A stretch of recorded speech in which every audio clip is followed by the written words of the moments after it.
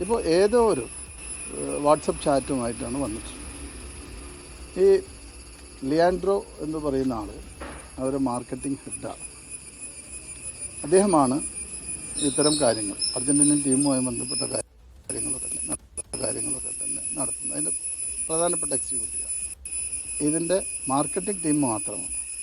ഇത് ഒപ്പുവെച്ചിട്ടുള്ളത് Argentinian football ടീമിൻ്റെ Argentine football അസോസിയേഷൻ്റെ പ്രസിഡൻ്റാണ്. അവർ തമ്മിലാണ് കരാർ. പിന്നെ കഴിഞ്ഞ ദിവസം സ്പോൺസർ തന്നെ പത്രസമ്മേളനത്തിൽ നിങ്ങളോട് പറഞ്ഞു, പണം അടച്ചതിന് ശേഷം ഈ ഒക്ടോബർ നവംബർ ഈ വിൻഡോവിൽ അവർക്ക് വരാൻ കഴിയില്ല എന്ന് അറിയിച്ചു എന്നാണല്ലോ പറഞ്ഞത്. അങ്ങനെ തന്നെയാണെന്ന് തോന്നുന്നു സ്പോൺസർ പറഞ്ഞത്. അത് തന്നെയാണ്.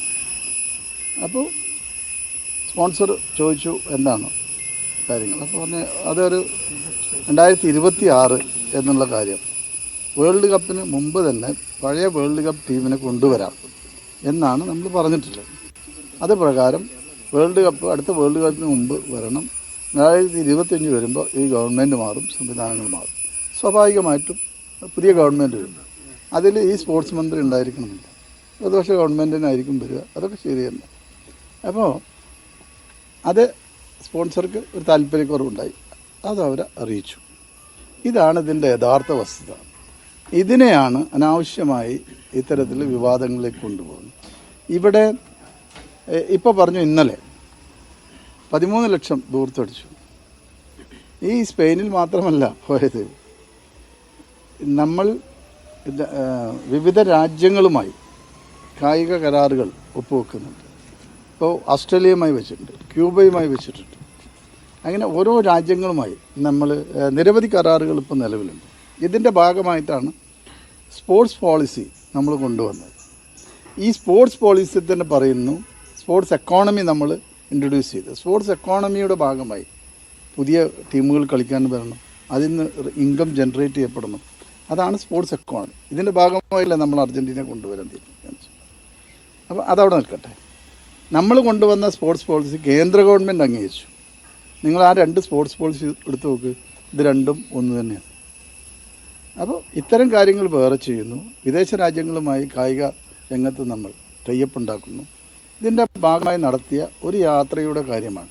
അത് മന്ത്രി ഒറ്റയ്ക്ക് പോയതല്ല, മന്ത്രിയുടെ കൂടെ ബന്ധപ്പെട്ട സ്പോർട്സ് അതോറിറ്റിയുടെ ആളുകളുണ്ടായിരുന്നു. അപ്പോൾ അവർ പോയി വരുമ്പോൾ അതിൻ്റെ ചെലവുണ്ട്. ഒരു മന്ത്രി മാത്രമാണ് യാത്ര ചെയ്യുന്നത്. ഇന്ത്യയിലെ എല്ലാ സ്റ്റേറ്റിലും ഏതെല്ലാം മന്ത്രിമാർ പോകുന്നു. പ്രധാനമന്ത്രി എത്ര കോടി രൂപയുടെ യാത്രാ ചെലവുണ്ടാക്കി, അതെന്താ പറയാത്ത? അപ്പോൾ ഇതെല്ലാം നിൽക്കുമ്പോൾ ചെറിയ ചെറിയ കാര്യങ്ങൾക്ക് അനാവശ്യമായിട്ടുള്ള വാർത്ത സൃഷ്ടിക്കുന്നത് ശരിയാണോ എന്നുള്ളത് പല ചാനലുകളും ഒന്ന് ആലോചിക്കുന്നുണ്ട്. ഇവിടെ ഒരു സ്പോൺസർ പണം വെക്കുന്നു, അവരെ കൊണ്ടുവരാൻ ശ്രമിക്കുന്നു, അവർ വാഗ്ദാന ലംഘനം നടത്തുന്നു.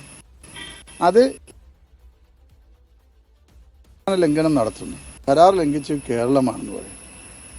ഇതിന് ഉത്തരം ഇപ്പോഴല്ല പറയേണ്ടത്, കൃത്യമായി തന്നെ ഇതിനൊക്കെ ഉത്തരമുണ്ട്. അത് അതിൻ്റെ നടപടിക്രമങ്ങൾ പൂർത്തീകരിക്കുമ്പോൾ അതിൻ്റെ ഉത്തരം പുറത്തു വരികയും ചെയ്യും. ഇനി മറ്റൊന്ന് പറഞ്ഞുതരാം. ഞാൻ ആദ്യം പറഞ്ഞ കാര്യം തന്നെയാണ്. നിങ്ങൾ പറഞ്ഞ 2 കാര്യങ്ങളും ഇല്ല എന്ന് പറഞ്ഞ് 2 ഇപ്പോൾ ആയിക്കഴിഞ്ഞു, ഉണ്ട് എന്ന് വന്നല്ലോ. അതേപോലെ തന്നെ ഇതിൻ്റെ വസ്തുത എന്താണെന്ന് അത് വരും, അപ്പോൾ പറയാം. ഇതിനിടയിൽ നിങ്ങളിങ്ങനെ വന്ന് ചോദിക്കുമ്പോൾ സത്യത്തിൽ മറ്റൊരു വാർത്തയും ഇത്ര പ്രാധാന്യമുള്ളൊരു വാർത്തയാണ് ഇത് തന്നെ നമ്മൾ കാണും. ഇതൊരു പന്തുകളി നടക്കുന്നു. പന്തുകളിക്ക് വേണ്ടി ബന്ധപ്പെട്ട ലോക ചാമ്പ്യനായിരുന്ന ഒരാളെ കൊണ്ടുപോകാൻ ശ്രമിക്കുന്നു, അവർക്ക് പണം കൊടുക്കുന്നു, അവർ സമയം മാറ്റി ചോദിക്കുന്നു, അത് നമ്മൾ അനുവദിക്കുന്നു. ഇതിൻ്റെ യാഥാർത്ഥ്യം ഇതല്ലേ?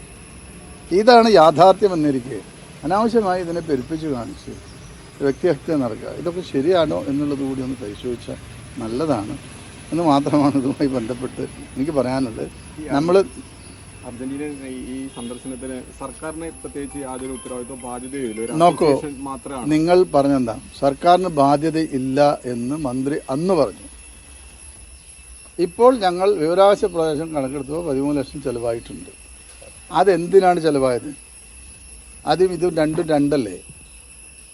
നമ്മൾ മെസ്സിയെ കാണാൻ ആരെങ്കിലും ഇവിടുന്ന് പോയിരുന്നു? ഞങ്ങൾ പോയ സമയത്ത് അവിടെ വെച്ച്, സ്പെയിനിൽ പോയ സമയത്ത് അവിടെ വെച്ച് ഇവരുടെ ഒരു ക്യാമ്പ് സന്ദർശിക്കാനിടയായി.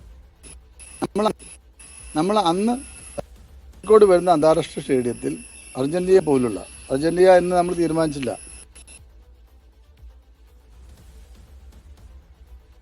കേന്ദ്രം ആരംഭിക്കണം. ഇപ്പോൾ നിങ്ങൾ കേൾക്കാത്തൊരു വാർത്ത ഇന്ന് ഞാൻ പറഞ്ഞു. മിനിയാന്ന് നമ്മുടെ ഓഫീസിൽ അവർ വന്നിരുന്നല്ലോ. റിയൽ മാൻഡ്രിഡിന് അവർക്ക് ഇവിടെ ഇത്തരത്തിലൊരു അക്കാദമി തുടങ്ങാൻ കഴിയും. അങ്ങനെ ഒരു ക്ലബ്ബല്ല, നിരവധി ക്ലബ്ബുകൾ വരുന്നുണ്ട് വിദേശത്തുള്ള. അപ്പോൾ അതെല്ലാം വാർത്തയാക്കാൻ നമുക്ക് കഴിയില്ല. ഇത്തരം ലാലീഗ എന്ന് പറയുന്ന രാജ്യത്ത് തന്നെ ലീഗ് മത്സരങ്ങൾ നടത്തുന്ന ഒരു കമ്പനിയുണ്ട് സ്പെയിനിൽ. സത്യത്തിൽ അവരെയാണ് ഞങ്ങൾ കണ്ടത്. അതായിരുന്നു നമ്മുടെ ലക്ഷ്യം.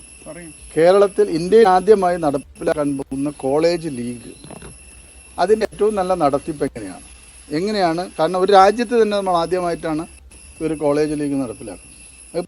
ഇപ്പം നടന്നു കഴിഞ്ഞു. ഏതെങ്കിലും സ്കീമുകളുണ്ടോ? നമ്മളെ സഹായിക്കാൻ കഴിയുമോ? ഇത് ടാലൻറ്റ് കണ്ടെത്തുന്ന ഒരു കാര്യമാണ് കോളേജ് ലീഗ്. ലാലിഗ എന്ന് പറഞ്ഞാൽ ഏറ്റവും നല്ല പ്രീമിയർ ഫുട്ബോൾ നടത്തുന്ന ഒരു വിഭാഗം ആളുകൾ, ഒരു കമ്പനിയാണ്. അവരുമായി സംസാരിച്ചു. അതും അവിടെ നിന്നുണ്ടായതാണ്. അതെന്താ വാർത്തകളാവാത്തത്?